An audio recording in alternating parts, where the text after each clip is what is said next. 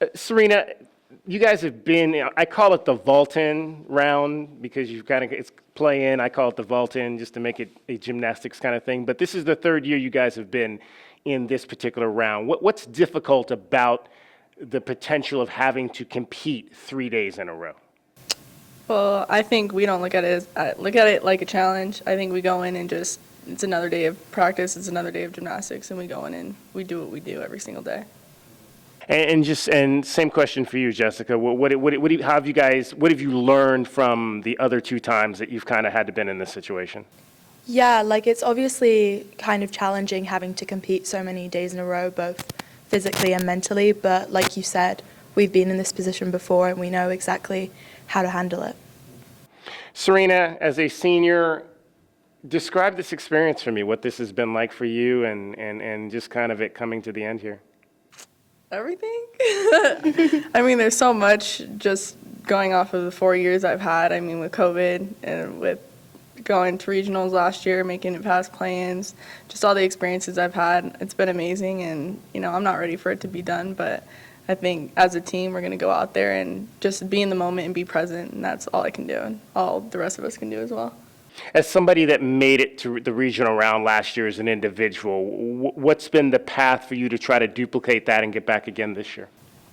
I don't look at it as trying to duplicate it. I think that, you know, I focus on, like I said, focus on being in the present, focus on doing what I can in the moment and enjoying it and letting go of the outcomes, because if I focus too much on making one moment too big, then, you know, it doesn't help me at all. So I think just being me, doing what I do.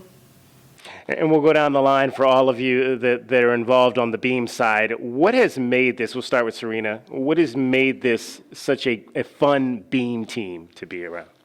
The amount of depth we have. We always have somebody who's ready to step in no matter what, and I think that's what's built this beam team up to be very competitive. And I think that with Taylor being a really great coach, we've been able to experience a lot of success through her, and I think that it's just fun to know that no matter what, everybody has each other's back, and that's really special to have. Jessica? Yeah, I agree with that. Like, I know everyone in that beam lineup has my back and I have theirs, so it's just a great beam lineup to be a part of. Just to kind of follow with you again, I mean, obviously we've seen you kind of perfect that wolf turn over the course of your career. When did you start doing that? What's the history of that move for you? The history of that is that I actually had tonsillitis, so I couldn't go upside down. So I just did like hundreds for like a week, and then I just had it down. So in other words, you couldn't do any of the upside down routines on the beam, and so you just... It was like years ago now, but that's when I learned it. So was that in high school level? Yeah, or? in high school, yeah. So what did you, as you started doing it, what did you kind of find that you liked about that move, and what were the intricacies that went into kind of perfecting it the way you have? I don't know. It was like a challenge at first, and I just like wanted to perfect it. Like, I'm a huge perfectionist, so just, I don't know. And it's like a challenge for me too, because I've always challenged myself to see how many I can do. Like, I think the most I've done is like 6.5, like in practice, and it's just fun. I just think it's super fun. So when you go into a meet, in the meet setting, do you have a number in mind going in? Okay, this one I want to do 4. Maybe I only feel like I have 3 in me. How do you approach it from that standpoint? It's like an in the moment thing. Like, I've done so many in my life now. Like, the second that foot comes off the beam, I know exactly what I'm gonna do. Towards the end of season, we've decided to stick with 2 just for like execution reasons, because like I think a double's worth the same as a triple and a quadruple and everything. So you don't get any more points for it. It's just more impressive, I think, doing the 3. But yeah. And for you, Alysen, just what's impressive about the way she's been able to kind of perfect that move? For me, I know watching Jess this year, watching her wolf turn, it's definitely a harder skill, and she pulls it off really well every time. I never know how many she's going to do when she gets up there, but I know that what she's going to do will be the right thing in that moment. So. Mm-hmm. And are you beam as well? Yes. Okay, so kind of what has been special about the group as a whole on the beam? What's been special to me, I think, is just the consistency we have. I go first, so I'm the lead off, and then I watch my teammates behind me, and I can kind of relax a little bit because I know that each and every one of my teammates is going to make it, and I know if we have a mistake, the next person's going to get up and do their job and do what they need to do to recover from the fall. Are there elements of importance in being the lead off? I think the most important thing is just to be consistent and start the whole beam team off with a good solid score. I may not score the highest as a lead off, but my job is to just get the team starting off in a good solid beam routine. And Elizabeth, are you beam as well?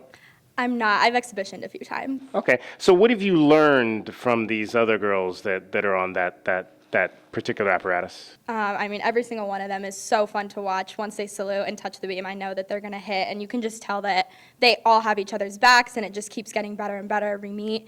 And, when exhibition goes 7th, I watch all 6 girls go, and it's just so motivating to go, and you just want to do a routine just like that. And you're the youngest, if I'm not mistaken. You're a sophomore? Yes. Okay, so just kind of your second year in this whole thing. What have you pulled from being around all these 3 other young women that are above you? It's my second year, and sometimes I don't feel like the youngest, and sometimes I do still feel like a baby. But being in the lineup a lot more this year, it's been really fun, and just to do it with all my best friends and sisters is just really fun. And, even watching them from the sidelines last year, it's just helped me be a better gymnast and teammate this year. And one of the things I wanted to ask all of you is obviously, and I'll start with you, Elizabeth, is you've gotten to compete against Olympians now that are coming back to college, which is something that's relatively new. We didn't really see that, back in the day where Olympic gymnasts would come in and compete in college. What's it been like competing against the likes of a Jade Carey? I think it just makes everything more fun,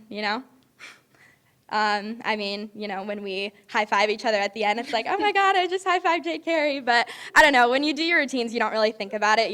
We do a good job at staying in our own bubble. So I'm kind of just more focused on my teammates, but, it does make it really fun. Alysen, what do you think of that? I mean, is it a good thing to have Olympians coming back and competing in college? I don't think it's a good nor bad thing. To me, I think of it as an admiration kind of thing. I do admire those girls. I'm like, wow, they were in the Olympics. That's so cool. If I was a little girl like in the stands right now, I'd be going crazy. But I'm not really like that anymore. Like when they're competing in college with us, I kind of think that we're all on the same level as them in a way since they're in college. So I don't think it's a good or a bad thing, but it's definitely cool having them in the Pac-12.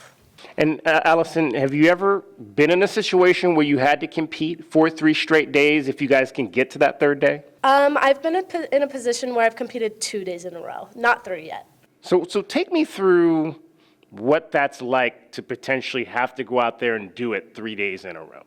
I kind of just think of it as emptying my tank the first day, doing what I need to do, get sleep, recovery, and then emptying my tank again, giving it all I have, all I can give, and just, it's the end of the season, so I might as well give it all I have anyways, and not hold anything back. And Elizabeth, from your standpoint, what have you learned about the recovery process? I think it's really easy to focus on trying to get to day 2 and day 3, but you can't get to day 2 and day 3 without doing day 1. And I think you have to take it one day at a time and just doing what you know how to do and letting your body recover every day. And you just have to take it from there. And Jessica, Alysen said she'd gone 2 days in a row. What's the most you've ever had to compete consecutively? I'm trying to think now. I feel like I've, maybe not consecutively, but back in my elite career, probably 4 days maybe. Yeah. And Sirena, as the senior in this group, give me one thing you love about each one of these girls. Stop calling me senior. 5th year or? No comment. Something I love about these 3 girls is that they have my back and I'm able to be myself. I think just within the program as a whole, I've been able to come in and be Sirena, and I wouldn't trade that for the world. I think that they've loved me for who I am and accepted me and everything that comes with me, and they've taught me a lot as much as I'm sure they've learned from me as well. All right, go down the line. What's the best thing you've learned from this guy sitting to my left here? The best advice that man has given me is that I'm forever grateful for him, but he told me don't let anyone take away my happiness. And I think that for me, always going to carry with me because it's very important to just control what I can control and don't let anybody affect that. I think just like going out there with confidence, like since being in college, I feel like my confidence in my gymnastics has definitely grown, and that's thanks to this program. John Court, he's always taught me to be myself. I struggle sometimes outside of gymnastics with academics and stuff, and he's always believed in me and has always pushed me to be my best. And so I think that he has taught me to be the best me I can in all aspects of my life. One thing he always tells me is that I am a person first, and then I'm a student, and then I'm an athlete, and he does a really good job with, just supporting me through whichever phase I'm in life, and he just is so supportive with anything I'm doing, and he just is an amazing person, and I'm very grateful for everything he's done for me. Last thing, Serena, what are you going to miss most about Tucson? If you're leaving. Are you going down the line? No, just you. I think they're coming back next year, but you never know with the transfer portal, right? Something I'm going to miss the most. Well, there's so much. I think just the community feel, being familiar with everything here. I think the people that I've grown to love here, it's going to be hard to leave behind, but I know that there's always new opportunities, and I look forward to holding on to these memories, but also knowing that there's so many more things ahead for me. So When you get out there in the world and somebody says, what does bear down mean? What do you tell them? what does bear down mean? Bear down means have grit, have fight, and keep pushing through adversity and show them what this school represents. And I think that it speaks for itself when we go out there and we play. Awesome, ladies. Thank you. Thank you. Thank you. Thank you.